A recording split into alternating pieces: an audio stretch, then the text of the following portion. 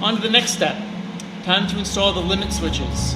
So the y-axis limit switches, there's two switches that need to go in case to prevent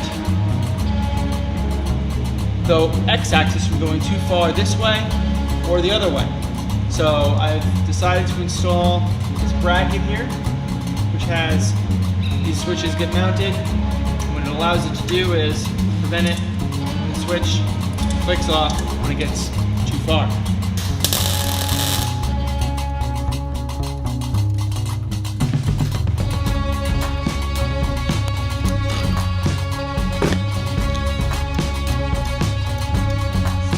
Axis comes through, it's going to hit whatever I decide to weld onto this piece, and it'll shut it off when it gets too far. I might put it right in the middle, actually. Right there, probably the best. So you want to hold it, mark your hole locations.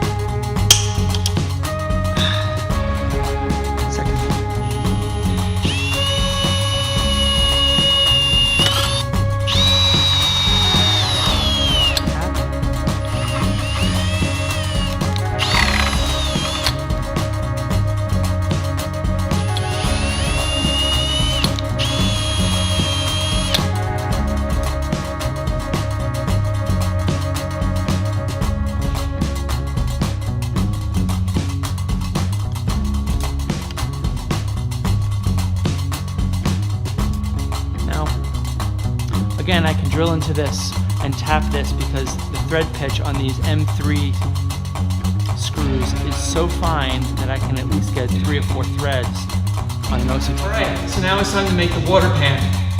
I measured it out and it's going to be 26 inches by 28 inches. 28 is longer because I need 1 inch on each side to fold up. Then all we got to do is tack weld around the edges and use some sealant around the edge.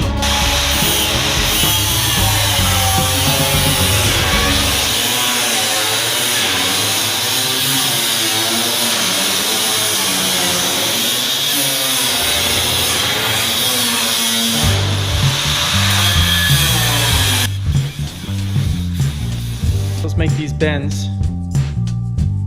Essentially, just clamp any type of straight tube or even a piece of wood on top of another straight piece of wood. Clamp them together and then slowly hammer. I don't have a bending brake, at least not one this big, so this is the only way that I can do it. I got a pair of these clamp pliers here. And I plan to just slowly inch it up until it ends up bending at a 90-degree angle.